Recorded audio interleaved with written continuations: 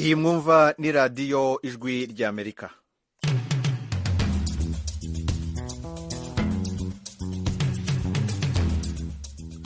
radiyo ijwi ry'Amerika ivugira i Washington DC mu kinyarwanda no mu kirundi. Mu Rwanda mutwumvira kuri FM 104.3 y'ijwi ry'Amerika. Mu Burundi turi ku mirongo migufi ya shortwave kuri metero 19 na metero 22. Ku badukurikiye hirya no hino ku isi turi live kuri W3 akadomo radio yacu VOA akadomo com. Mwiriwe neza nshuti mwese muduteze amatwi. Ni Edi Rwema ubasuhuza mbaye ikaze mu kiganiro muri Sanga. Muri Sanga ni ikiganiro cy'ijwi ry'Amerika kibanda ku bibazo binyuranye byo mu karere k'ibiyaga bigari bya Afurika. Ikiganiro gitumira abantu bo mu nzego zitandukanye bagasubiza ibibazo by'abakunzi b'ijwi ry'Amerika. Ndi mu ntara ya Muyinga aho bita muri commune Giteranye aho bitatura. Ndi hano Kampala Uganda. Gende mu gisagara cya Bujumbura. Ni ikiganiro kimara isaha kuva saa 10 kugera saa 11 buri munsi kuva kuwa mbere kugera ku cyumweru. Ntuye muri leta ya Colorado, leta zunze ubumwe za Amerika. Mbanje kuramutsa abo batumire mwadutumiriye. Nawe turagutumiye. Kurikira ijwi ry'Amerika aho uri hose, haba kuri radiyo, kuri telefoni no kuri mudasobwa. Nawe turagutumiye. Ntuziheze, urararitswe buri munsi saa 10. Ikiganiro ni muri Sanga muri studio ya 7 hano i Washington DC. Muri kumwe nanjye Edi Rwema. Nadia Taha ni urimo kumfasha kwegeranya iki kiganiro. Cornelius ari mu buhanga bw'ibyuma uza kudufasha kugira ngo aya majwi asohoke neza. Muri iki gihe u Rwanda n'isi byibuka ku nshuro ya 29 jenoside yakorewe abatutsi. Mu bantu barokotse ku icumu haracyavugwamo ibibazo byinshi. Icyumweru cyahariwe kwibuka cyarangiye ku munsi w'ejo hibukwa abanyapolitike bashyinguwe ku rwibutso ruri ku musozi wa Rebero mu mujyi wa Kigali. Kuri iyi nshuro nanone bibaye mu gihe benshi muri abo barokotse jenoside bavuga ko bacugarijwe n'ibibazo byinshi birimo ubukene bukabije, indwara zidakira, ubumuga, kutagira amacumbi, ihungabana n'ibindi. Minisiteri y'Ubuzima mu Rwanda iherutse gutangaza ko umuntu umwe muri 2 barokotse jenoside yakorewe abatutsi aba afite indwara imwe cyangwa nyinshi zo mu mutwe. Bamwe mu bacitse ku icumu bavuganye n'ijwi ry'Amerika bagaragaje ko muri ibi bihe byo kwibuka bahura n'ihungabana kurusha indi minsi. Hari n'abavuga ko ubukene buriho muri iki gihe nabwo buri mu bibongerera ihungabana. Mu kiganiro muri Sanga cya none twatumiye Bwana Naftali Ahishakiye. Uyu ni umunyamabanga nshingwabikorwa w'umuryango Ibuka urengera inyungu z'abarokotse jenoside. Aradufasha gusubiza bimwe mu bibazo mwibaza n'icyo umuryango Ibuka ukora mu gufasha gukemura bimwe mu bibazo abarokotse jenoside bagihura nabyo. Bwana Naftali Ahishakiye, ikaze cyane mu kiganiro muri Sanga ku ijwi ry'Amerika. Murakoze cyane. Urakoze nawe kuba watukuboneye akanya muri iki gihe. Mu Rwanda no ku isi bibuka ku nshuro ya 29 jenoside yakorewe abatutsi kandi turabihanganisha. Murakoze kandi namwe mukomeye. Urakoze cyane Bwana Ahishakiye. Abantu benshi umuryango Ibuka ababa mu Rwanda n'ahandi bashobora kuba bawuzi, ariko abakurikira ijwi ry'Amerika batuye hirya no hino ku isi, mu Burundi, muri Kongo n'ahandi batwumva. Gerageza mu magambo make cyane usobanure uyu muryango Ibuka wavutse ryari, wari ufite intego zihe uvuka. Murakoze cyane. Umuryango Ibuka ni umuryango wavutse mu kwezi kwa 12 1995 nyuma ya jenoside yakorewe abatutsi. Uvuka kugira ngo urengere inyungu z'abarokotse jenoside, kugira ngo ubabere ijwi, kugira ngo winjire mu rugamba rwo guharanira ubutabera, uharanire imibereho y'abari bamaze kurokoka jenoside, ariko kandi ubungabunge n'ibimenyetso bya jenoside kugira ngo ufashe abanyarwanda n'abatuye isi mu rwego rwo kwibuka hanyuma ukaba ari n'umuryango wavutse kugira ngo ukore ubuvugizi ku bibazo bya jenoside, ariko intego nyamukuru ikaba kurwanya jenoside kugira ngo itazongera ukundi, haba mu Rwanda no hanze yayo. Hanyuma usubije amaso inyuma imyaka 29 ishize, izo ntego ziracyari zo, muracyazikomeje cyangwa se hari izindi ntego mwagiye mwongeramo ukurikije uko ibihe byagiye bihinduka? Murakoze cyane. Izo ntego zose ziracyakenewe, ziracyafite ireme, kuko kurwanya jenoside ni uguhozaho imibereho myiza y'abarokotse. Nubwo hari byinshi byakozwe, ni ngombwa guhozaho kuko hari ibibazo bikigaragara. Ubutabera ni ngombwa, nubwo hari igice kinini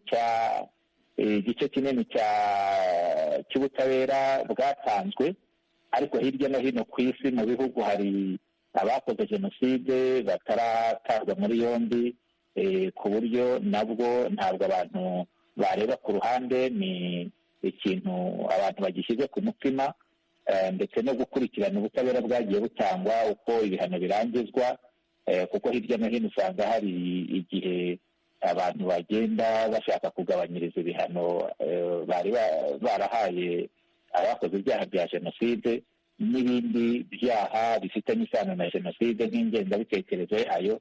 Ibyo byose birasaba guhozaho.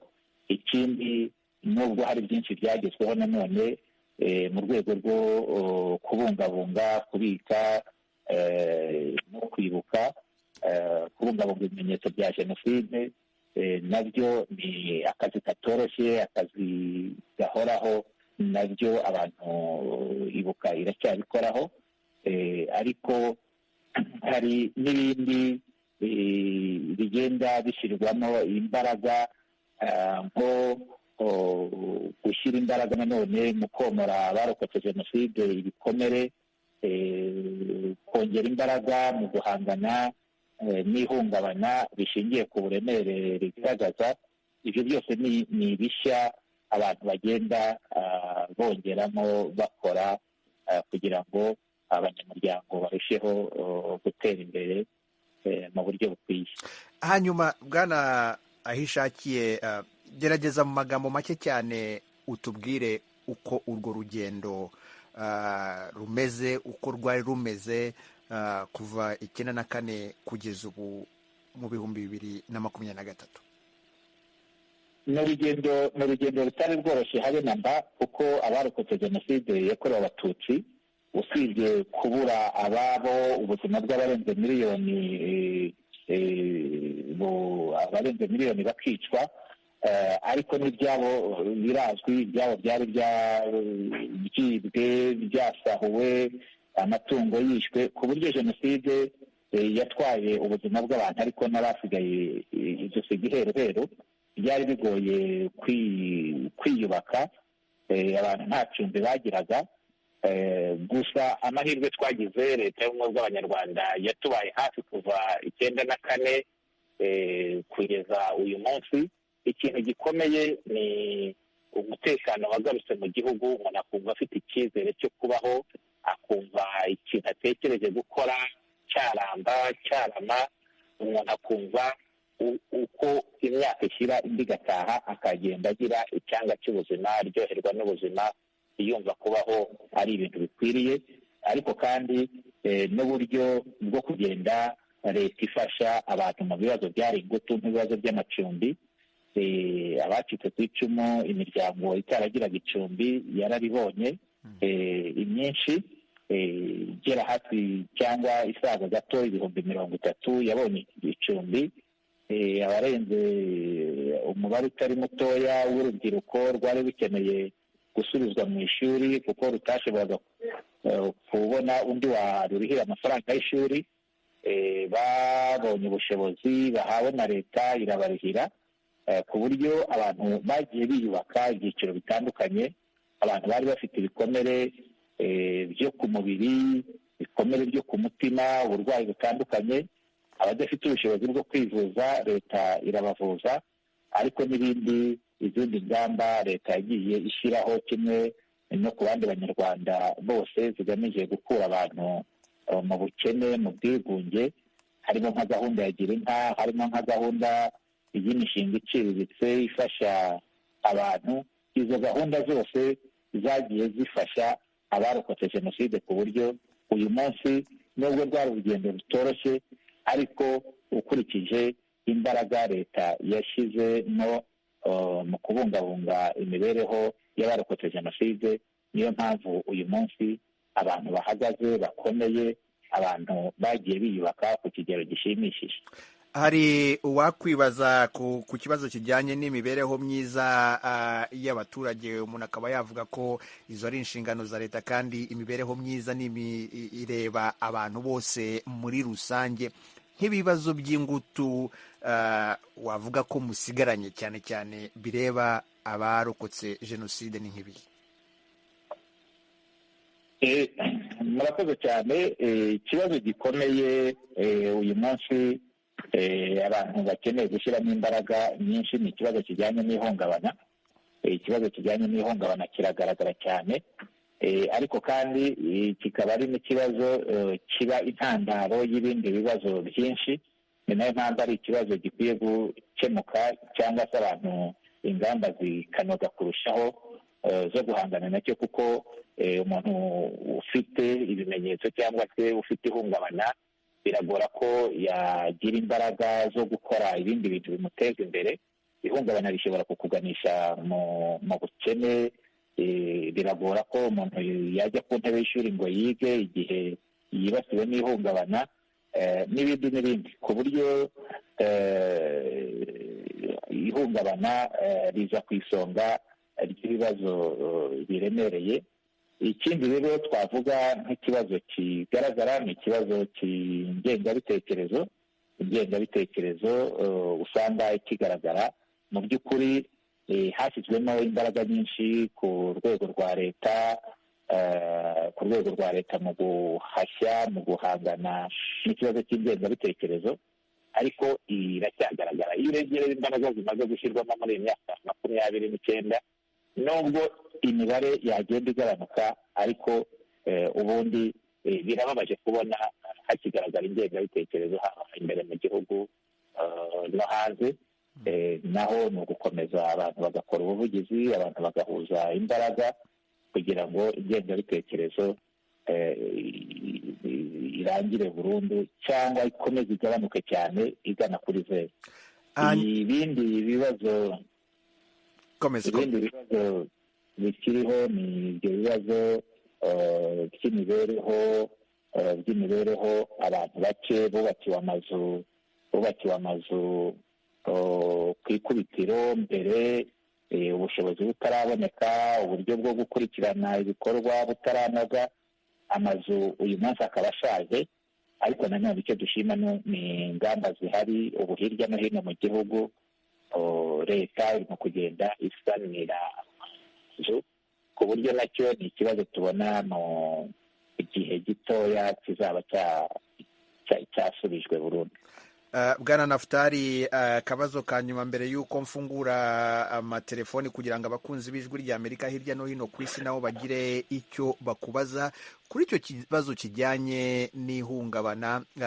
Hari umwe mu bakozi muri RBC wavuganye n'ijwi ry'Amerika avuga ko icyo ari ikibazo gikomeye cyane ku buryo kinibasira bamwe mu bantu batari bariho igihe cya jenoside yakorewe Abatutsi. Icyo kibazo namwe murakibona? Icyo kibazo turakibona muri statistics cyangwa se imibare y'abahungabana n'abo dufasha. Dusangamo n'abana bavutse nyuma ya jenoside, kuko kubera ibiganiro bagirana n'ababyeyi, uko bakurikirana amateka y'iki gihugu, hari aho bigera ugasanga bibaremerera. Ariko hari n'igihe abahanga uko batubwira no muri jene zacu, umubyeyi ashobora mu byo atanga, mu byo aha uwo abyaye, ashobora gushyiramo na trauma, tuvuga yuko ashobora gukora iyo transfer, ashobora kuyitanga wenda ku kigero kitari kinini, ariko birashoboka, ku buryo rero nabo dufatira ingamba zo gufasha n'uru rubyiruko, abana bavutse nyuma ya jenoside nabo tubatekerezaho kandi turabafasha. radiyo ijwi ry'Amerika ivugira i Washington DC mu Kirundi no mu Kinyarwanda. Ikiganiro ni muri Isanga, muri studio ya karindwi muri kumwe nanjye Edi Rwema, aho uyu munsi umutumirwa wacu ari Bwana Naphtal Ahishakiye. Uyu ni umunyamabanga nshingwabikorwa w'umuryango Ibuka urengera inyungu z'abarokotse jenoside yakorewe Abatutsi, aho arimo kudufasha gusubiza bimwe mu bibazo mushobora kuba mwibaza ahanini byibasiye abarokotse ku icumu. Kuri telefoni mfite Idrissa Bakungu. Wiriwe neza? murakoze cyane Edi Rwema. Uri hehe? murakoze cyane, merereye hano i Kigali mu Rwanda. Ikibazo cyawe? ndagushimiye kuba watumiye umutumirwa, kandi turanamukunda cyane. Ikibazo? ndagushimiye cyane. ni ukuvuga ngo nkongera nkashimira umuryango wa FPR wadukuye mu kangaratete, nkanashima perezida wacu ko yadukuye ahantu hakomeye cyane. abashimishijwe n'ibyo Ibuka yadukoreye, yadusubije kongera kugira tube abantu nyine. ni ukuvuga ngo twariyubatse, bamwe bariga, abandi babona akazi, tuvuge ubu turiho neza nta kibazo, usibye utubazo tumwe na tumwe turi mu gihugu, ubukene, inzara, ariko birago bidutera ubwoba. twebwe urubyiruko duharaniye no kwiteza imbere, tugakora, tukabona ubuzima, tugatanga indero nziza ku bana bazadukomokaho natwe, kugira ngo twiteze imbere. ni ukuvuga ngo nkabashimye umuryango wa Ibuka, waradukoreye cyane, waradukoreye, mbahaye n'icyubahiro cyane, mwarakoze, yewe mbahaye icyubahiro pe ku mutima wanjye, kubera mwadusubije ijambo twe twarabuze, mwadusubije ubuntu twe twarabuze. muri make yewe ndanyuzwe, kandi nkabashimye ko na leta yacu y'ubumwe ko yadushyize hamwe, nta nzangano zigihari, twese twabaye umwe, duharanira ubumwe bw'abanyarwanda nyine, dushaka twebwe urubyiruko kugira ngo duteze igihugu cyacu imbere. Urakoze cyane Idrissa Bakungu. Nibaza ko byinshi byari ibitekerezo. Bwana Ahishakiye, hari ibyo mwebwe ubwanyu mukora, hari gahunda muba muteganya zigamije gufasha abarokotse jenoside, ariko nanone hari ibyo na leta ikora kugira ngo mudasanga mukora ibintu bimwe, cyane cyane byose bishobora kuba bigamije gufasha baba abanyarwanda ndetse n'abarokotse jenoside, mu bitandukanya gute? murakoze cyane. ibibazo byinshi by'abarokotse jenoside yakorewe Abatutsi bikemurwa na leta y'ubumwe bw'abanyarwanda. biranumvikana, hari ubushobozi, ariko ikirenze kuri ibyo hari n'ubushake. hakorwa byinshi rero, ariko icyiza gituma tudashobora kugira kubusanya ni uko turafatanya mu bikorwa byose. dushobora kwicara mu midugudu aho dutuye, mu mirenge abantu batuyemo, inzego z'ubuyobozi bwite bwa leta n'inzego za Ibuka, abantu bagafatanya bakareba ni bande barokotse jenoside yakorewe Abatutsi badafite icumbi, ni bande bakeneye inkunga y'ingoboka, ni bande bakeneye guhabwa inka muri gahunda ya gira inka, ni bande bakeneye kuba bafite ubushobozi waha amafaranga make bakaba bakora umushinga bakiteza imbere. ibyo byose turabikorana, kuko rero iyo lisite iba ihari, n'igihe Ibuka nayo binyuze ku bandi bafatanyabikorwa ibonye ubushobozi, ihera kuri rwa rutonde isanzwe iziranyeho n'inzego z'ubuyobozi, igakemura ibyo bibazo. Niyo mpamvu nta duplication, nta kuba abantu bagonganira ku muntu, bahurira ku muntu. Tuba dukorana umunsi ku wundi, nta kibazo gishobora kuvuka. Ikindi wigeze gukomozaho mu nshingano mufite ni ukugerageza kubungabunga amateka ya jenoside. Gerageza ubirambure gato ku muntu udasobanukiwe n'uburyo mubungabunga ayo mateka. Mubikora gute? Ese ni mu nzibutso, ni mu bitabo, bigenda gute? Kubungabunga amateka ya jenoside, icya mbere ni uko icya mbere gikorwa ni kubona uwo mwanya wo kuganira n'abanyarwanda n'abanyamahanga, kuganira n'urubyiruko ku mateka ya jenoside yakorewe abatutsi, nibura abantu bakayabungabunga mu buryo bwa mbere, mu mvugo, abantu bakagenda bayahererekanya, abantu bakayamenya uko ari.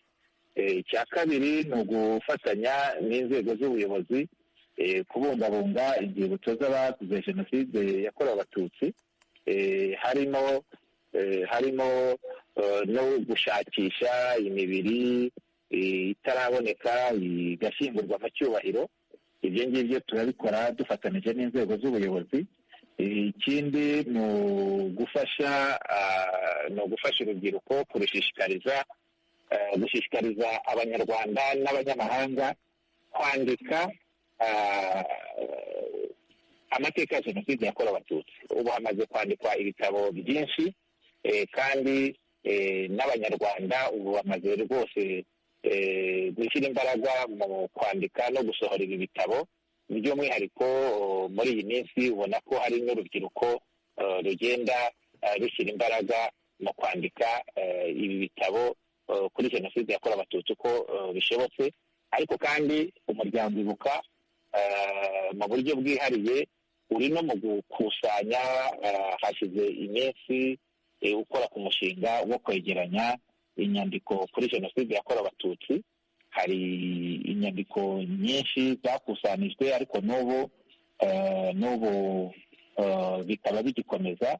Ni umushinga twakoranye dufatanyamo n'igihugu cy'Ubufaransa. Hari Memorial de la Shoah tubikoranaho, ariko hakaba hari n'umushinga tugiye gukorana na ambasade y'Ubufaransa mu Rwanda.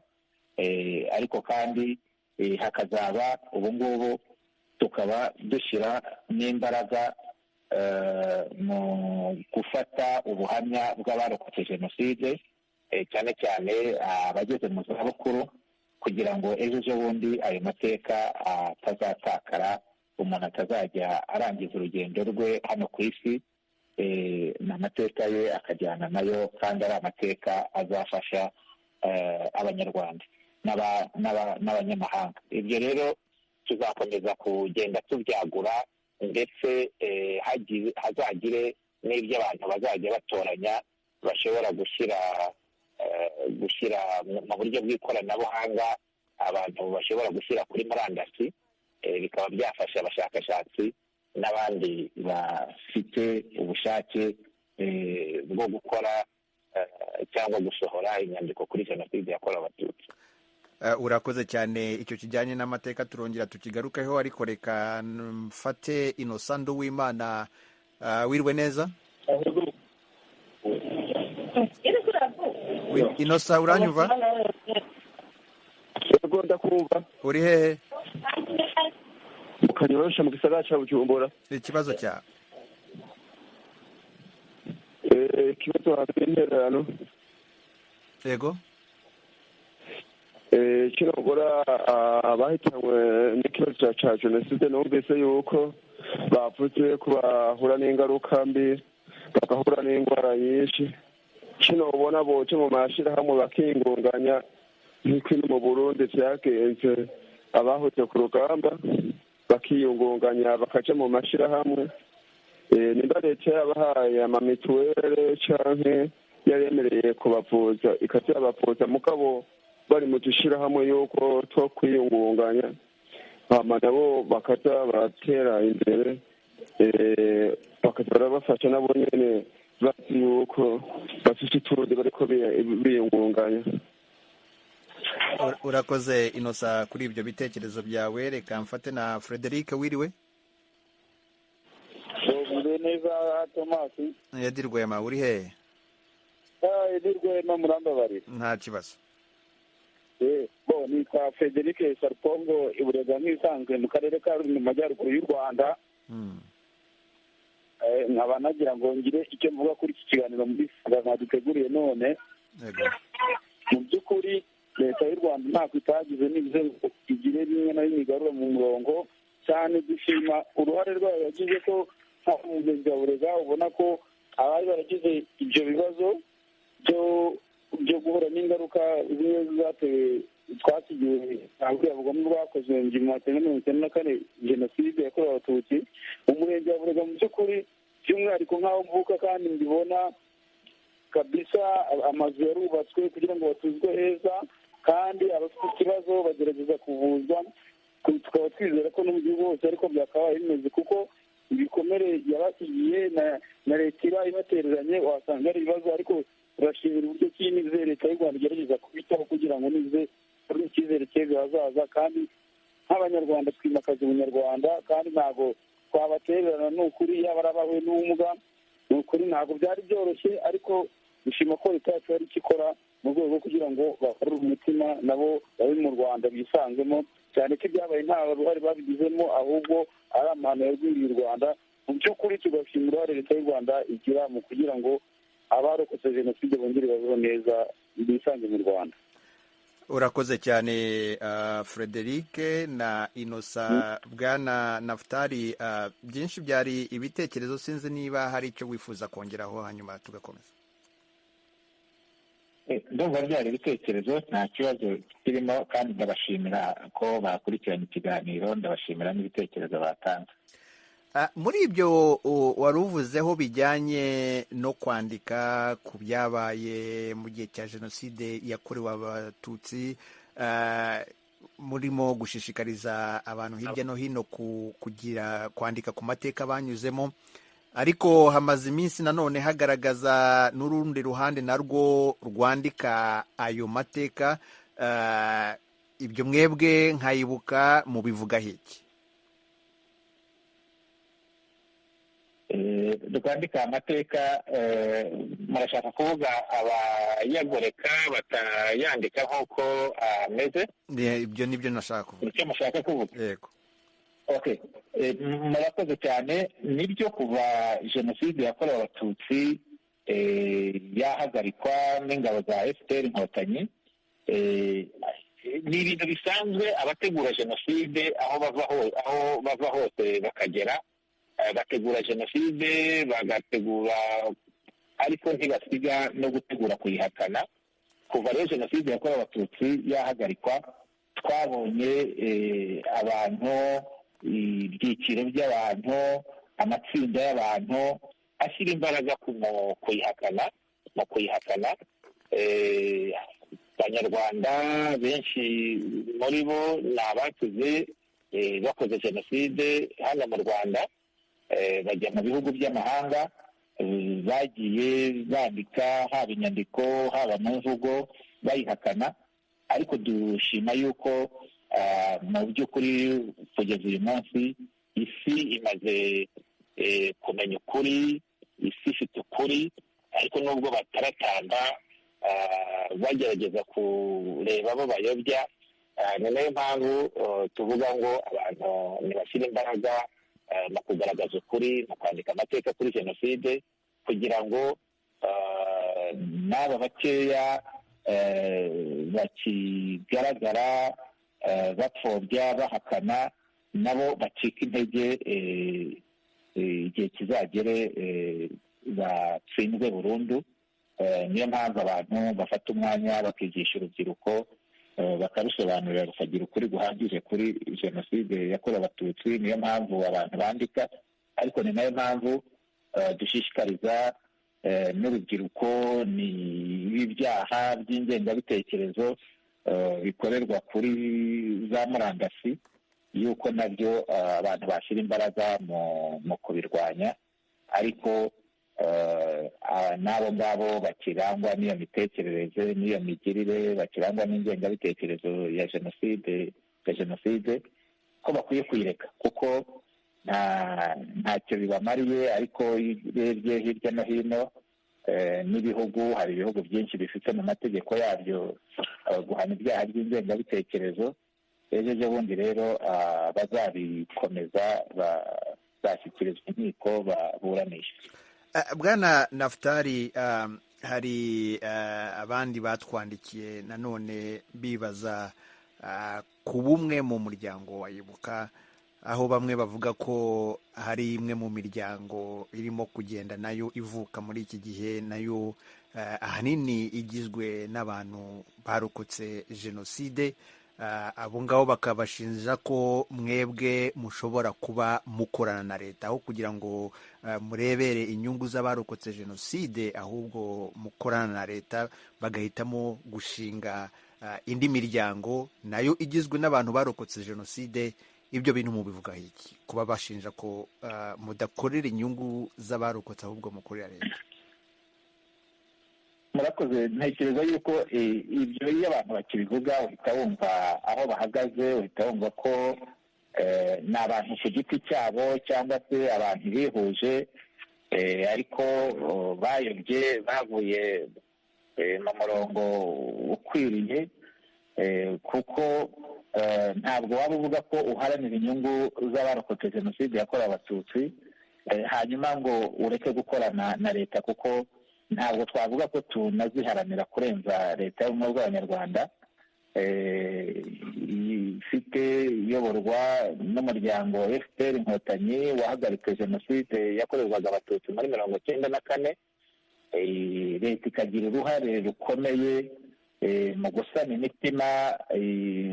imitima y'abanyarwanda, mu gusana imitima yari ishenjaguwe y'abarokotse jenoside, mu kubaha kimwe cyose nk'uko nabivuze, haba amacumbi, haba mu burezi, haba mu buvuzi, haba mu mibereho. Leta ikabashyira ku mutima, igaharanira imibereho yabo. Byonyine kumva umuntu utekereza akanenga yuko Ibuka ikorana na leta, bigaragaza yuko uwo muntu atari mu murongo mwiza, uwo muntu afite ibindi agamije, bigaragaza yuko nta jwi ry'uwacitse ku icumu afite, ariko bikanagaragaza yuko nta butumwa bwe afite. Ni abantu bakwiye kwicara bagatekereza, bakagarura umutima wabo mu nzira ikwiriye. Igihe cyose baba bari mu murongo mwiza wo gushyigikira uwarokotse, wo gushyigikira ibikorwa leta ikorera abarokotse jenoside, nta muntu wabaheza. Ariko iyo abantu batandukiriye bakabaho bamyega, bakaba indashima, bakagera n'aho bahakana n'ibyo byakorewe imiryango yabo, ibyo leta yabafashije, biba bigoye ko uwo muntu mu by'ukuri ni ukubeshya, ni ukuyobya uburari. Nta nubwo yakubwira ngo yashinze ishyirahamwe rigira uwarokotse jenoside, rigira icyo rimarira icyo ari cyo cyose. Birababaza kubona abantu nk'abo babavamo bagatangiza imiryango yitirirwa abarokotse jenoside. Mwebwe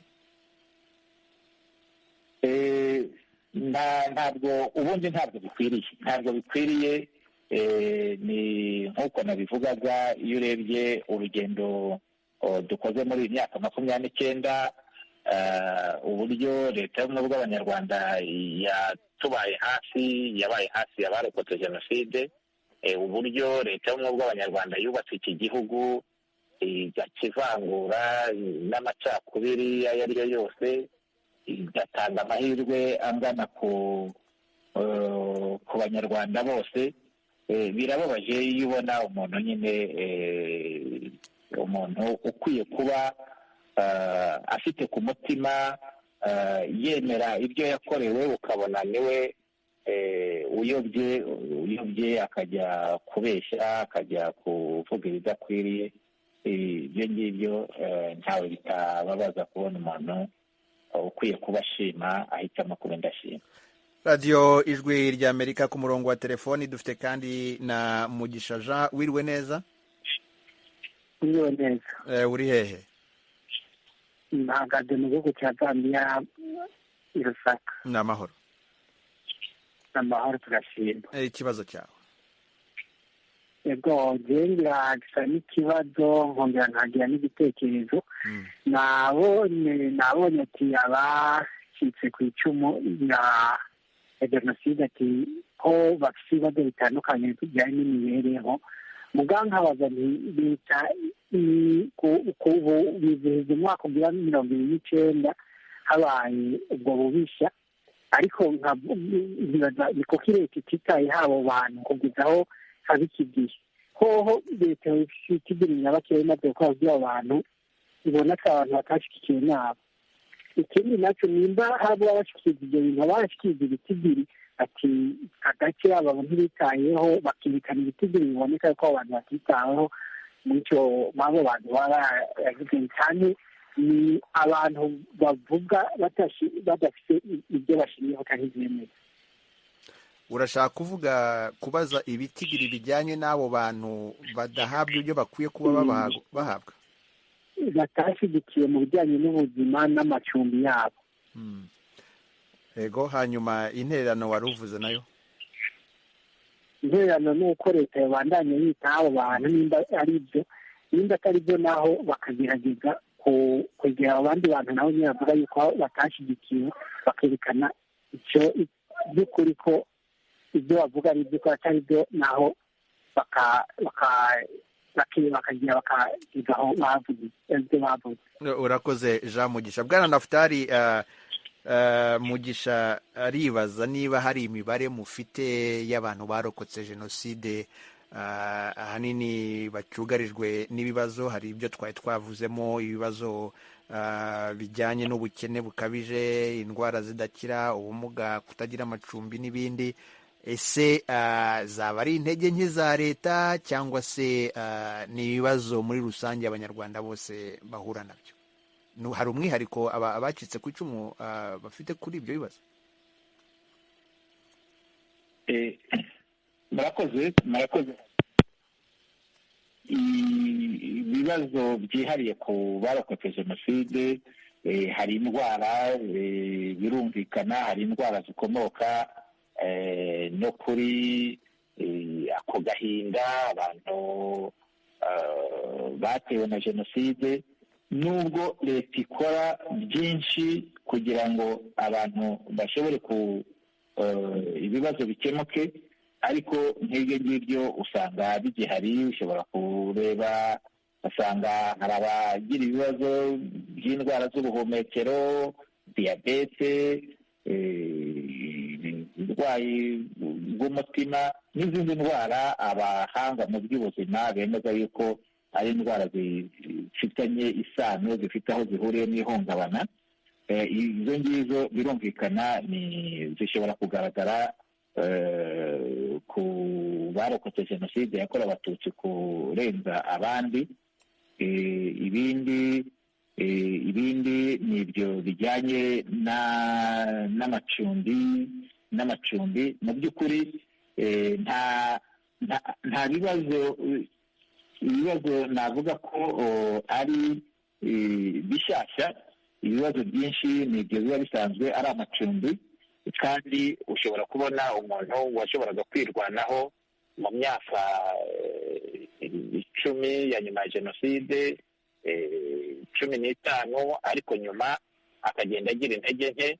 Ndashaka kuvuga nk'ababyeyi bagizwe incike na jenoside yakorewe abatutsi, aho usanga jenoside yakorewe abatutsi igihagarikwa yari umuntu ufite imbaraga, ushobora kwitunga, ariko uyu munsi akaba adashobora kwibeshaho. Bigasaba yuko leta y'ubumwe bw'abanyarwanda imufasha, ikamuba hafi. Ari nacyo gituma hagiye hubakwa ibi bigo bagiye bahurizwamo abafite intege nke kurusha abandi, bagafashwa. Ibyo ngibyo usanga nko mu muco wacu ubusanzwe aho batandukaniye n'abandi, nk'uko abandi ufite abana ashobora gushakishirizwa mu muryango w'abana be, ariko abandi ni ngombwa yuko leta ibitaho, kuko leta yarifashe mu nshingano guherekeza aba babyeyi kugeza ubwo bavuye ku isi. aho babyeyi bangana bate? Murakoze. abo babyeyi ni ababyeyi bagera hafi ku gihumbi, ariko hari ababa bagikanyakanya bagifite akabaraga. Ntabwo no muri biriya bigo nta muntu bashobora gutwarayo ku ngufu, baraganirizwa, byagaragara yuko umuntu abyemera kandi koko ubufasha akeneye adashobora kubuhererwa muri kominote aho atuye, uwo mubyeyi akaba yajyanwa muri izo santere. Muri ibyo bigo ho harimo ababyeyi bagera kuri 230, abandi baracyari muri kominote, ushobora kugira icyo yifasha, ufite umuturanyi umufasha, ariko yabibuka, yaba ajega, yaba inzego z'ubuyobozi bwite bwa leta, abantu baba bakurikirana imibereho yabo uko babona bakeneye kujyanwa muri ziriya nzu z'amasaziro bakajyanwayo, cyane ko impamvu tunabajyanayo n'impamvu ziriya nzu zubatswe ni uko abantu bageze mu zabukuru usanga ari abantu barwaragurika, bakenera guhura n'abaganga kenshi, hanyuma n'imibereho yabo ugasanga akeneye umuntu umwitaho umunsi ku wundi, ku buryo utavuga ngo uzamuha amafaranga bibe bihagije. Biba bikeneye yuko buri kintu cyose ukimukorera, niyo mpamvu bagerageza guhurizwa hamwe. hanyuma se muri icyo gihe ntibashobora guhura na cya kibazo cy'ihungabana nanone, cyangwa se ibindi bibazo bishingiye ku ndwara zo mu mutwe, ahanini babitewe n'icyo umuntu yakwita ubwigunge, cyane cyane ko muri kamere y'Abanyarwanda bamenyereye kubaho mu miryango? murakoze. Iyo ababa muri biriya bigo ntibishoboka ko bagira ubwigunge, kandi bagiye batanga n'ubuhamya, wareba n'imibereho yabo ugasanga mu by'ukuri yarahindutse mu buryo bwiza kandi bukomeye. Iyo bageze hamwe usanga barahura bakaganira, bakaba bafite, hari abakozi babitaho, hari ababashinzwe bafite ubumenyi ku bijyanye n'ubuzima bwo mu mutwe, hari abantu bashobora kubaha ubuvuzi bw'ibanze igihe bagize ikibazo, n'uburyo buhagije bwo kuba babajyana kwa muganga byihuse mu gihe hari ugaragaye yuko afite ikibazo cy'uburwayi. Abandi rero iyo bakiri muri kominote, bagituye mu midugudu yabo, mu tugari twabo, inzego z'ubuyobozi ndetse n'inzego za ibuka tusaba abaturanyi kubaba hafi, bakabaganiriza no gukemura utubazo tw'ibanze dushobora gukemurwa n'abaturanyi, turimo nk'ibibazo by'umutekano, cyane cyane umutekano w'umutungo we. Niba hari ibyo yejeje, abantu bakamufasha kubikurikirana, n'imitungo ye ishobora kuba iri mu murima, abantu bakamufasha ikabona umutekano. Usanga nta kibazo mu by'ukuri gihari. Urakoze cyane. Kuri telefoni reka dufate Nyandwi. Wiriwe neza? Nyandwi, uranyumva? Nyandwi, uranyumva? Ndabumva. Uri hehe? Ndi mu Kayanza mu Burundi. Ikibazo cyawe? Ikibazo nashaka kubaza ni icyo kijyanye n'abo bantu izo nshyishyu za jenoside. Ibyo byose guverinoma irafise uburyo yabiteguye, abo bantu yategereza kubakurikirana, kubera burya umuntu yacitse ku icumu, urumva aba afise umubabaro mwinshi mu mutima, ari nacyo gituma guverinoma yategereza gushyiraho akayo kugira irabe abo bantu kugira ibagume hafi mu ncamake. urakoze Nyandwi, icyo cyari igitekerezo cya Nyandwi, arakoze cyane. Bwana Naftali aho ishakiye guma ku murongo gatoya, reka dufate akaruhuko gatoya k'amasegonda make cyane, hanyuma tugaruke dukomeza ikiganiro tugana ku musozo wacyo.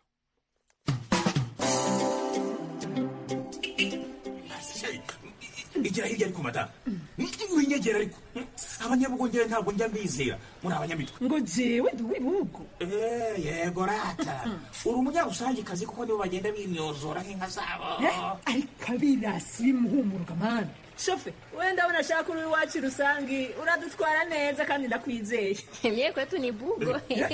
Ndiyo bugo. Wiki ni ukuvuga ko buri wese muri twebwe yagiye yibeshya ku wundi.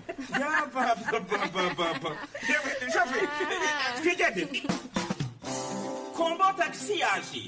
Taxi ikorera hafi y'umupaka ishobora gute gutwara abantu baturutse mu mihingo yose kandi bafise byinshi bibatandukanye. Kombo taxi muyitegurirwa kandi mukayigezwaho na La Benevolencia Royal. Ikiganiro Kombo Taxi tubibutse ko tukibagezaho buri wa gatandatu ku isaha ya 12:00 nyuma hagati y'amakuru yacu. Ikiganiro ni muri Isanga muri studio ya 7 muri kumwe nanjye Edi Rwema. Umutumirwa wacu ni Bwana Naftali ahishakiye, ni umunyamabanga nshingwabikorwa w'umuryango Ibuka urengera inyungu z'abarokotse jenoside. Turimo turaganira kuri bimwe mu bibazo abarokotse jenoside bagihura nabyo nyuma y'imyaka 29 jenoside yakorewe abatutsi ibaye mu gihugu cy'u Rwanda.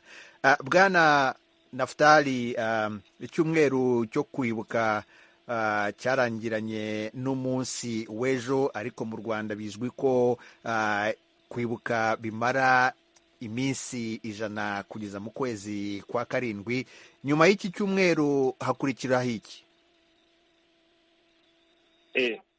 Murakoze, nk'uko mubivuze, iki ni icyumweru cyo kwibuka cyasojwe ejo, ariko nk'uko no mu butumwa bw'umushyitsi mukuru perezida wa Sena ku irebero yabivuze, ibikorwa byo kwibuka birakomeza muri iyi minsi 100.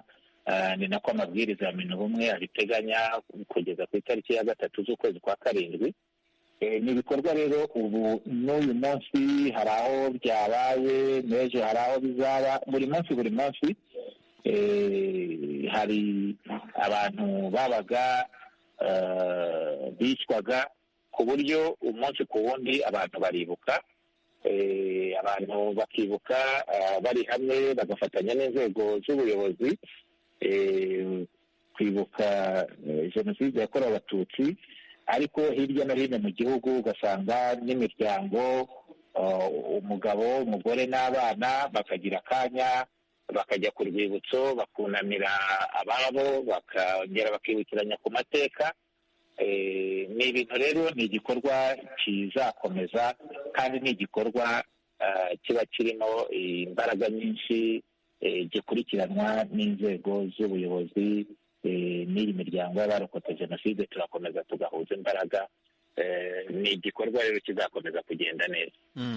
Hanyuma muri ibi bihe byo kwibuka twagiye twumva amakuru atandukanye, cyane cyane arimo ibikorwa by'urugomo, hamwe na hamwe ubwicanyi. Ibibazo hari uburyo mubona byiyongera muri iki gihe cyo kwibuka aho habaho kwibasira abarokotse jenoside? Murakoze. Mu by'ukuri ibibazo by'ingengabitekerezo ni ibibazo bishingiye ku bantu bagifite ingengabitekerezo ya jenoside. Ni ibibazo rero bihoraho, ariko mu buryo bwihariye, bikunda kugaragara muri ibi bihe byo kwibuka, mu myiteguro yo kwibuka mu kwezi kwa 3 no mu gihe cyo kwibuka. Nibwo usanga ibyo bikorwa byibasira abarokotse jenoside bishingiye ku magambo cyangwa se mu bundi buryo ubwo ari bwo bwose bashobora gupfobyamo jenoside cyangwa mu bundi buryo ubwo ari bwo bwose ingengabitekerezo ishobora kugaragariramo. Mu by'ukuri ni ibintu bigenda bigabanuka ku kigero gishimishije, bigenda bigabanuka umwaka ku wundi, ariko nk'uko nigeze kubivuga, nubwo hasigara haboneka urugero rumwe ku mwaka, byaba bibabaje kuko urebye imbaraga leta yashyize mu guhangana n'ingengabitekerezo ya jenoside, urebye inyigisho zitangwa kuva ku midugudu kugera ku rwego rw'igihugu, nta munyarwanda uri aha mu gihugu ukwiye kuba akirangwaho iyo ngengabitekerezo. Wenda twakabaye duhangana cyangwa se tuvuga ngo ingengabitekerezo isigaranye n'abantu badashobora kubona izo nyigisho ku buryo bworoshye, cyangwa se banangiye imitima yabo ku buryo badashaka kumva ukuri, nk'aba bo mu mitwe ya FDLR n'abandi imitima yabo bayigize rutumva. Kuri telefoni dufite abandi bakunzi b'Ijwi ry'Amerika. Innocent Mugisha, wiriwe neza? Wiriwe. Buri hehe? Mu Burundi. Ikibazo cyawe? Ikibazo si ikindi ko batubwira ko mu Rwanda ataby'amoko biriho, iyo jenoside basubira kuyibuka gute? Urakoze. Bwana Hishakiye, kuri uwo muntu wo mu Burundi wenda udasobanukiwe n'amateka yo mu Rwanda, wamubwira iki?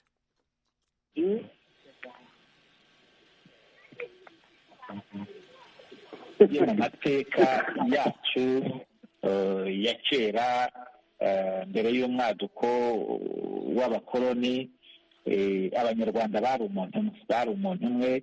Abanyarwanda bakagira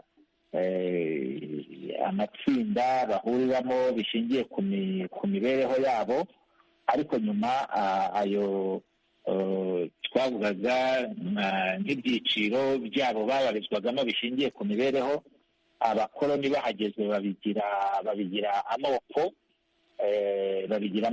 biba abahutu, abatwa, abatutsi, barabatandukanya, bagaragaza ko batandukanye mu mibereho, mu mitekerereze, mu mikorere, ibintu byose. Twagize ibyago rero, repubulika ya mbere yari yowe na Kayibanda, aho kugira ngo igire icyo ikosora, iraza irabishimangira, igaragaza abanyarwanda ibyo byiciro, ayo moko irayashimangira nk'abantu badahuje n'inkomoko, badaturuka ahantu hamwe. Birakomeza bishinga imizi. Habyarimana agiye ku butegetsi ntiyagira icyo akosora, atera ikirenge mu cya Kayibanda, ashimangira amacakubiri, kugera ubwo byagejeje kuri jenoside yakorewe abatutsi. Icyiciro cyari cyarahawe ubwoko kwitwa abatutsi, baricwa ariyo jenoside yakorewe abatutsi nyine. Ariko nk'uko twabivugaga, nyuma ya jenoside yakorewe abatutsi, leta y'ubumwe bw'abanyarwanda ubu muri iyi myaka 29 nk'abanyarwanda twakoze urugendo tuva kuri iyo nkomoko badutwerereye idakwiriye, twubaka ubunyarwanda, kandi ntabwo ari ukubwubaka tubukuye mu kirere. Ni ubunyarwanda abantu bahoranye, ni ubumwe abantu bahoranye, ku buryo icyitwa amoko rwose twavuga yuko cyatsembereye ku kigero gishimishije mu Rwanda.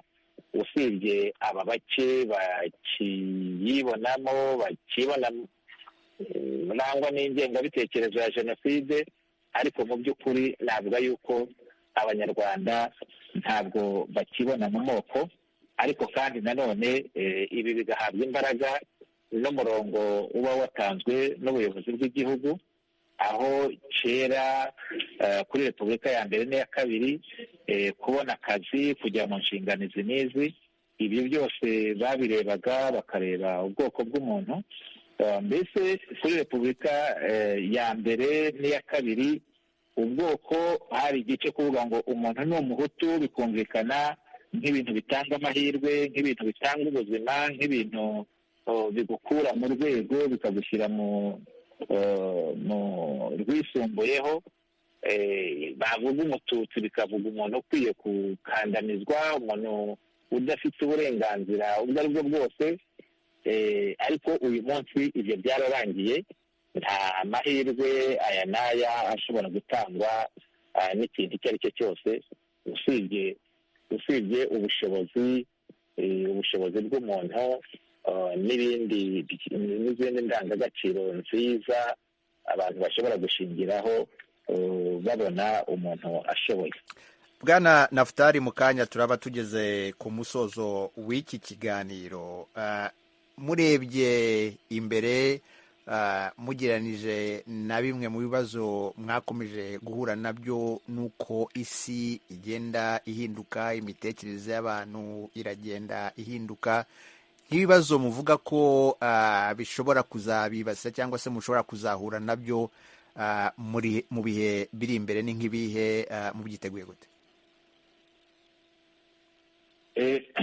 murakoze. ibibazo abantu bakwiye turimo dufata ingamba ni uburyo bwo kurinda aba bana bavuka ihungabana, kunoza uburyo bwo kubafasha ababa bahuye naryo, ni uburyo bwo gukomeza kubungabunga no kurwanya jenoside n'igisa nayo icyo ari cyo cyose hirya no hino.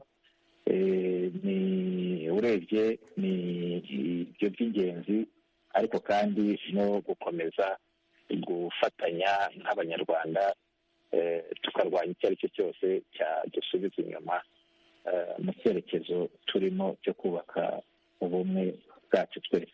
Hari uwakubwiye ijwi ry'Amerika mu makuru yacu duherutse gutambutsa ko kwibuka mu kivunga byagabanyije urugero rw'ikibazo cy'ihungabana. Namwe muribuka niko mubibona? Ngo kwibuka mu kivunge, bya bindi byakorwaga abantu bakibuka abantu ari benshi. Yego. Murakoze. Nibyo, uko abantu bibukira hamwe, kwibukira hamwe ni uguhana amaboko, ni uguhana imbaraga. Iyo wibuka abantu bawe ukabona abanyarwanda, abanyamahanga, abantu bari kumwe nawe baragushyigikiye, ni ibintu bifasha umutima wawe gutuza, bifasha umutima wawe kuruhuka, ku buryo uko muri kumwe n'abantu batandukanye, uko babona hari n'ibimenyetso ushobora kugaragaza by'ihungabana, niko bashobora kugufasha hakiri kare. Niba umuntu abonye umuntu bari kumwe atangiye gusetura, yatangiye kurira, akamuha amazi, akamwegera, akamwegereza, akamuganiriza, akaba yanamutwara hirya gato y'aho igikorwa kibera. Ibyo ni ibintu byose bifasha umuntu bikamwubaka, ku buryo nabyo bishobora kuba isoko cyangwa se impamvu yo kugabanuka kw'ihungabana. Nafutali Ahishakiye, nababwiye ko ari umunyamabanga nshingwabikorwa w'umuryango Ibuka urengera inyungu z'abarokotse, wadufashaga gusubiza bimwe mu bibazo abakunzi b'ijwi ry'Amerika n'abandi mwibazaga, ahanini bireba ubuzima bw'abarokotse jenoside. Muri iki gihe havugwa bimwe mu bibazo bashobora kuba bahura nabyo, birimo ubukene bukabije, indwara zidakira, ubumuga, kutagira amacumbi n'ibindi. Akaba yadufashe rero gusobanura bimwe muri ibyo bibazo. Bwana Nafutali Ayishimiye, nagira ngo ngushimire cyane kubw'akanya wahaye ijwi ry'Amerika kugira ngo tuganire. Murakoze cyane, namwe ndabashimiye. Urakoze cyane. Nshimire namwe bakunzi b'ijwi ry'Amerika mwari mudukurikiye. Nshimire Enjeniyeri Cornelius wamfashije mu buhanga bw'ibyuma. na Nadia Taha wamfashije kwegeranya ikiganiro muri studio ya 7. Mwari kumwe nanjye Edi Rwema, mbasezeho mbifuriza amahoro n'amahirwe.